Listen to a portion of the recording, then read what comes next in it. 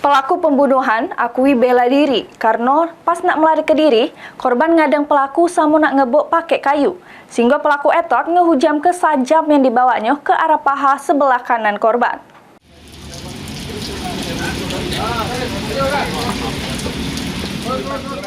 Inilah Hendy Riyadi alias Etot, pelaku penujahan yang menyebabkan korban Wijaya Saputra tewas dengan sikok luka tujah di bagian paha sebelah kanannya. Yang terjadi di Jalan Jakabaring, Kelurahan Silaberanti, Kecamatan Seberang Ulu 1 Palembang. Pelaku Hendy Riyadi yang ditemui pas baru ditangkap mengakui kalau dirinya nujah korban Wijaya. Karena pas nak berlari dari kejaran warga setempat, dirinya bertemu dengan korban yang mawa kayu ngagangi dirinya. Sehingga dirinya ngayun ke sajam yang dibawanya ke arah korban, sesudem itu langsung ngelari ke diri. Kau pacak nujah yang mau apa nih ngapa gara-gara apa? Iya, yang wiwit itu Iya. yang kau. Iya. Kakak itu. Nujah sama kakak bang. Oh. Kayu ini aku. Oh, dijojoknya dulu kau. Iya.